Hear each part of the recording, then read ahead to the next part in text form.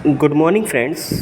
आज हम cantt repertory से एक नया रूब्रिक करेंगे, फ्राउन डिस्पोज टू फ्राइन। ये डिस्पोज टू फ्राउन ये माइंड सेक्शन का रूब्रिक है।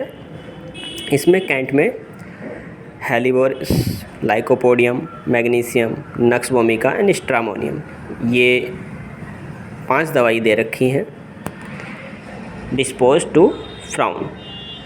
तो हमें ये पता होना चाहिए कि फ्राउनिंग होता क्या है, कि फ्राउन करना क्या होता है। जब कोई आदमी माथे पे सलवटे लेके आता है या भौं को चढ़ाता है तो उस एक्शन को फ्राउनिंग कहते हैं।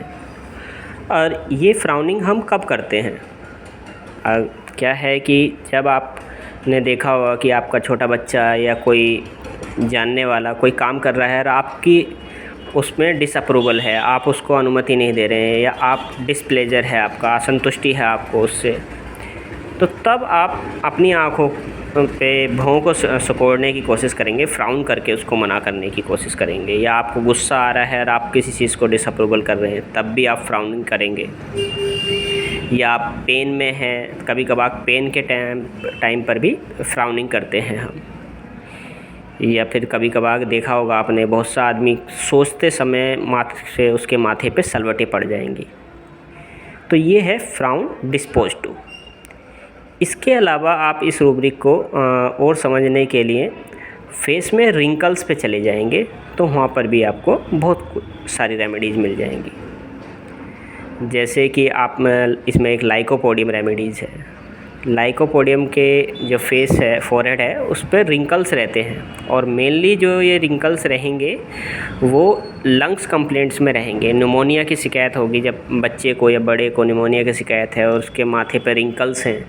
दूसरा फ्लैपिंग ऑफ अल्लाह है, उसके जो नाक के नथुने हैं वो फ्लैपिंग कर रहे हैं एंटिमटाड, बोरेक्स वगैरह की तरह।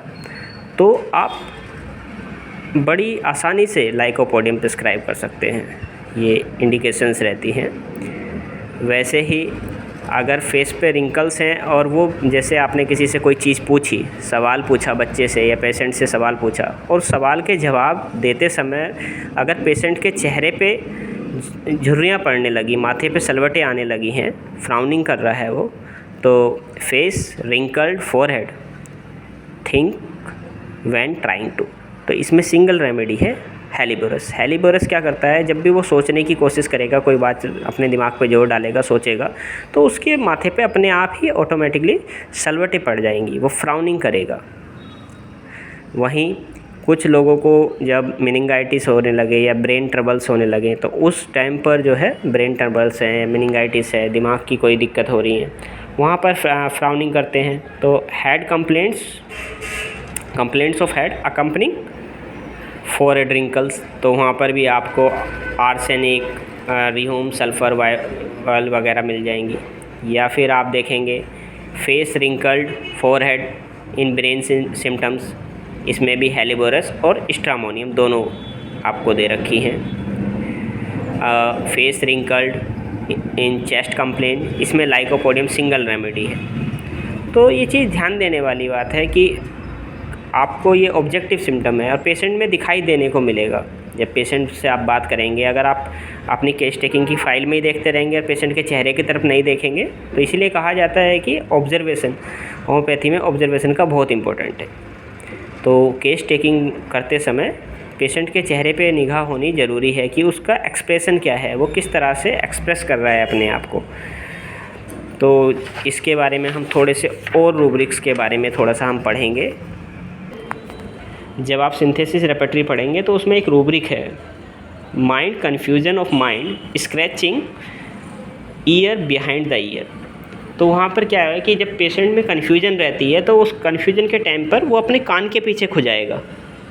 अब आप पूछेंगे, जब देखेंगे कि पेशेंट कन्फ्यूज है, उस कन्फ्यूजन में अगर पेशेंट जो है अपने कान के पीछे खुजा रहा है तो वहाँ पर सिंगल रेमेडी दे रखी है, कैलकेरिया काव।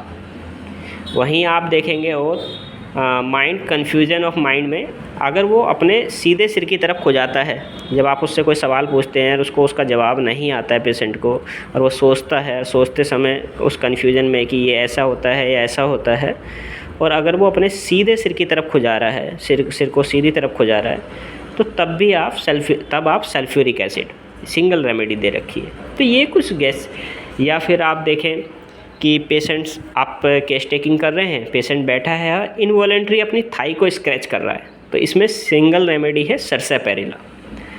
Mind gesture make hands involuntary motion of scratching thighs, कि इसमें जो है पेशेंट बैठा हुआ अपनी थाइस को स्क्रैच करेगा, इसमें सिंगल रेमेडी सर्सेपेरिला है। वहीं तो ये जो रेमेडीज़ हैं ये कुछ ऑब्जेक्टिव सिम्टम्स हैं जो आपको देखने पे मिलेंगे केस टेकिंग पे। अगर आप ऑब्ज़र्व करेंगे पेशेंट को तभी आपको नज़र आएंगे। अगर आप पेशेंट को देखेंगे नहीं और आप नीचे देखते रहेंगे, अपनी फ़ाइल में देखते रहेंगे, तो आपको ये सिम्टम मिस करेंगे और आप रेमेडी मिस कर पाएंगे। तो इसीलिए कहा जाता है कि जब भी आप केस लें तो पेशेंट को फुल्ली ऑब्ज़र्व करें कि वो किस तरह से बोल रहा है, क्या कर रहा है आपको आंसर देते हुए, क्या बिहेवियर है उसका, क्या गेस्चर्स हैं। तो अगर आप उन चीज़ों पे ध्यान देंगे तो आपकी रेमेडी आपके सामने बिल्कुल क्लियर रहेगी।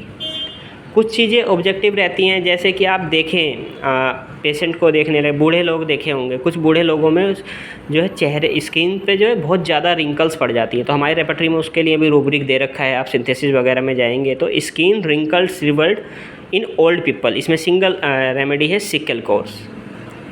या फिर आप देखेंगे कि बहुत सी बार कोई मोटा आदमी होता है, बहुत पतला होता चला जाता है, इमेसिएट हो जाता है, और उसके बाद उसकी चमड़ी में झुर्रियाँ पड़ जाती हैं।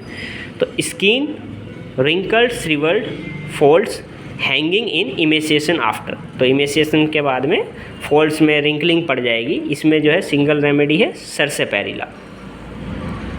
वहीं आप देखेंगे कि हाथ के पीछे, वहीं आप देखेंगे बहुत से बच्चों में, जवान आदमियों में वक्त से पहले जो है हाथों वगैरह पे झुर्रियाँ सी पड़ने लगती हैं। Extremities wrinkled hand back of, इसमें मुरेटिक एसिड और फॉस्फोरिक एसिड 2 ही दवाइयाँ हैं।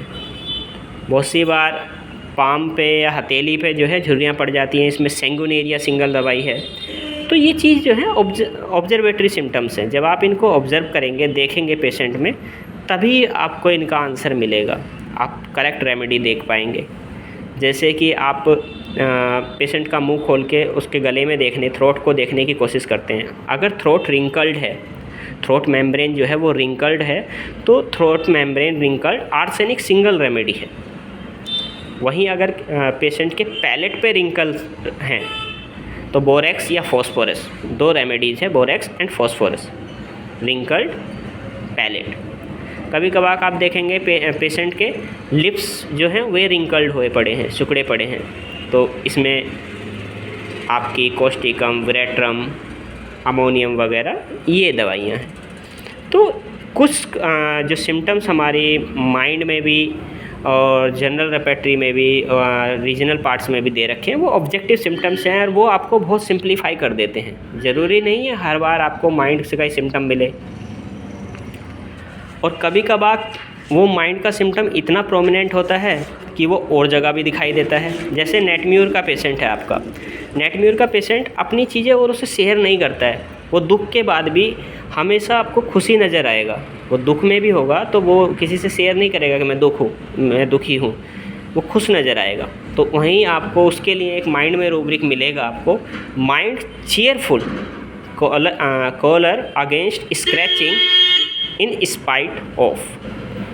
Spite wearing of a collar against scratching, कि बंदा खुश है, और खुश तब है जब उसने जो कमीज़ का कॉलर है उसका जो है उसकी बॉडी पे कोई स्क्रैच है या चोट लगा हुआ है, जख्म लगा हुआ है, उसके अगेंस्ट में कॉलर पहन रहा है और वो कॉलर स्क्रैच कर रहा है उस चोट पे, और बंदा फिर भी खुश है, चेहरे पे उसकी पे खुशी है। तो मतलब क्या है कि उसके अंदर गम तो भरे हुए हैं पर वो बंदा एक्सप्रेस नहीं कर रहा है, फिर भी चेहरे पे उसके पे एक मुस्कान है, अपने दुख किसी को नहीं दिखा रहा है। तो यहाँ पे भी mind cheerful collar against scratching in spite wearing a natrum mur single remedy है। तो आज के लिए शायद इतना ही काफ़ी है। Thank you.